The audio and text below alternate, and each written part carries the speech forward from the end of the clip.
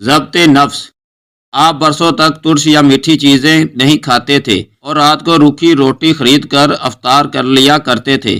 ایک مرتبہ بیماری میں گوشت کھانے کی خواہش ہوئی تو بازار سے گوشت کے 3 پارچے خرید کر چلے گئے، لیکن کسائی نے ایک شخص کو آپ کے پیچھے اس غرض سے بھیجا کہ دیکھو آپ گوشت کیا کریں گے۔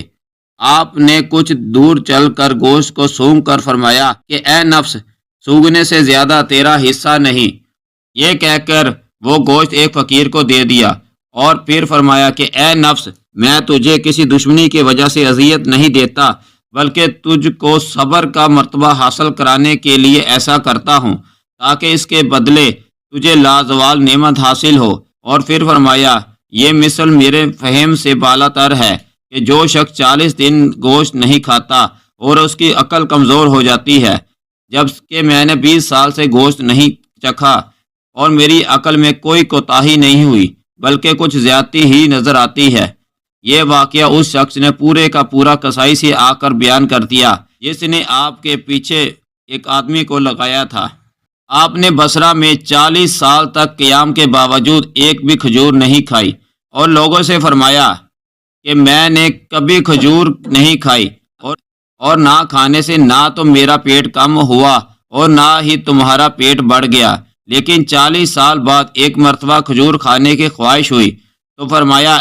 اے نفس، میں تیری خواہش کی کبھی تکمیل نہ ہونے دوں گا۔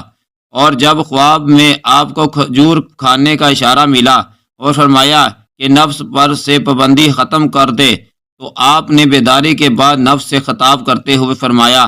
کہ میں اس شرط کے ساتھ تیری تمنا پوری کر سکتا ہوں کہ تو 1 ہفتہ تک مسلسل روزے رکھے۔ چنانچہ نفس کشی کے بعد ہفتہ بھر روزے رکھے، اس کے بعد کھجوریں خرید کر مسجد میں لے گئے۔ چنانچہ ایک لڑکے نے اپنے باپ کو آواز دے کر کہا کہ مسجد میں کوئی یہودی آ گیا ہے۔ اس کا باپ یہودی کا نام سنتے ہی ڈنڈا لے کر دوڑا اور آپ کو شناخت کر کے معافی کا خواہشمند ہوتے ہوئے کہا کہ ہمارے محلہ میں دن میں یہودیوں کے سوا کوئی نہیں کھاتا اور سب لوگ روزہ رکھتے ہیں، اس لیے بچے کو آپ کے یہودی ہونے کا شبہ ہوا،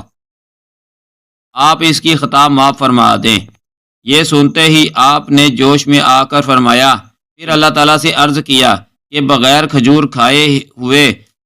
تو آپ نے یہودیوں میں شامل کر دیا، اگر کہیں کھا لیتا تو نامعلوم کفار سے بھی زیادہ میرا برا انجام ہوتا، لہٰذا میں قسم کھا کر کہتا ہوں کہ اب کبھی کھجور کا نام نہ لوں گا۔ گناہوں کا اثر۔ آپ کسی مریض کی بیمار پرسی کے لیے تشریف لے گئے اور وہ چونکہ مرنے کے قریب تھا، اس لیے آپ نے اس کو کلمہ پڑھنے کی تلقین فرمائی، لیکن وہ کلمہ پڑھنے کی بجائے بار بار 10 اور 11 گنتا رہا۔ پھر جب آپ نے زیادہ اصرار کیا تو اس نے کہا میرے سامنے آگ کا ایک پہاڑ ہے اور جب میں کلمہ پڑھنے کی کثرت کرتا ہوں تو وہ آگ میری جانب جھپٹتی ہے۔ آپ نے جب لوگوں سے اس کے متعلق پوچھا تو انہوں نے بتایا کہ یہ سور خور بھی تھا اور کم تولنے والا بھی۔ ایک مرتبہ بصرہ میں کسی جگہ آگ لگ گئی اور آپ جب اپنا عصا اور جوتے لے کر چھت پر چڑھے تو لوگوں کو ایسی مصیبت میں دیکھا کہ کچھ لوگ آگ میں جل رہے ہیں اور کچھ کود کر نکلنے کی کوشش میں ہیں اور کچھ اپنا سامان نکالنے کے چکر میں ہیں۔ یہ دیکھ کر فرمایا کہ ہلکے پھلکے لوگ تو نجات پا گئے اور بھاری بھر کم لوگ ہلاک ہوئے، اور قیامت کے دن بھی یہی منظر ہوگا۔ خوف خدا۔ ایک مرتبہ جعفر بن سلمان آپ کے ہمراہ سفر حج پر تھے اور جس وقت آپ نے لبیک اللہم لبیک پڑھنا شروع کیا تو آپ کے اوپر غشی طاری ہو گئی، اور ہوش آنے کے بعد جعفر بن سلمان نے غشی کا سبب دریافت کیا تو فرمایا کہ میں اس خوف سے بے ہوش ہو گیا تھا کہ لا لبیک کی آواز نہ آ جائے۔ جب آپ ایاک نعبد و ایاک نستعین قرات کرتے تو مضطرب ہو کر رونے لگتے اور فرماتے کہ اگر یہ آیت قرآن کی نہ ہوتی تو میں کبھی نہ پڑھتا، کیونکہ اس کا مفہوم یہ ہے کہ اے اللہ،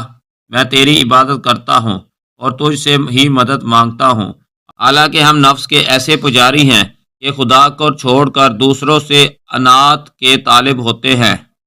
آپ رات میں قصداً آرام نہیں کرتے تھے، اور ایک دن آپ کے صاحبزادی نے کہا اگر آپ تھوڑی دیر آرام فرما لیں تو بہتر ہے۔ آپ نے فرمایا اے بیٹی، ایک طرف تو میں قہر الہی سے ڈرتا ہوں اور دوسری جانب یہ اندیشہ رہتا ہے